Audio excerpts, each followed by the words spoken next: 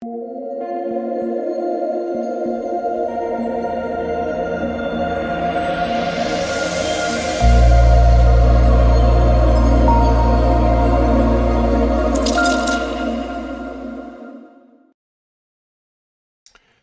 we are back for day 2 of the ladder challenge. Day 1, we hit basically without a sweat.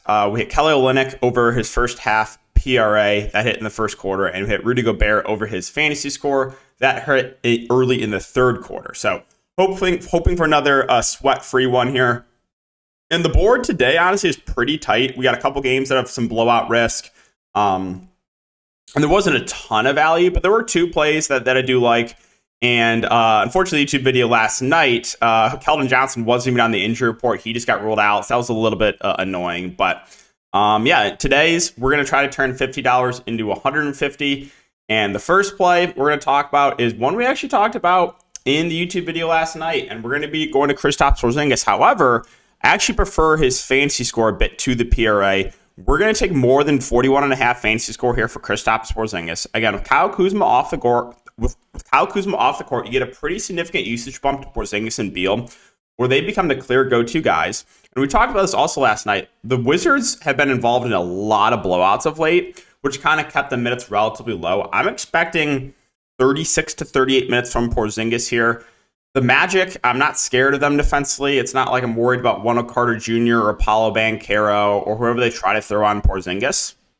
So I actually have him projected for almost 46 fantasy score. Again, the reason I slightly prefer the fantasy score to the PRA is because Porzingis is a guy that can go get you those blocks and steals, which you know are worth 3 points. So we're going to take Kristaps Porzingis more than 41.5 fantasy score for the first one. And the second one, we are going back to old reliable. You guys know who I'm talking about. We're looking to Sabonis, 45.5 fantasy score. We're taking more than 45.5 fantasy score.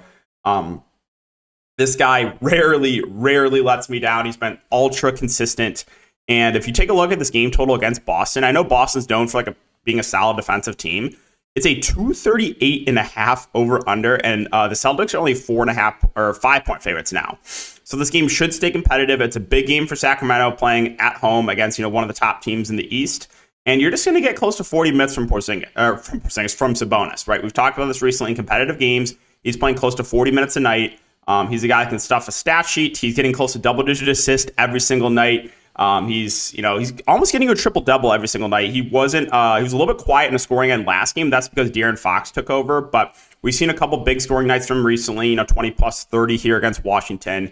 So with all that being said, again, we're going back to the well with Sabonis, 45.5 fantasy score over that as the second one. I also tweet this out, but yeah, those would be the 2 for the ladder challenge. Day 2, guys. Porzingis, more than 41.5 fantasy score, and Domantas Sabonis, more than 45.5 fantasy score. So I appreciate all support on the PrizePicks videos and the ladder challenge videos. If you guys do enjoy this type of content, make sure to let me know. Like, subscribe, hit the notification bell. Make sure to follow me on Twitter as well. We're tweeting out some taco plays.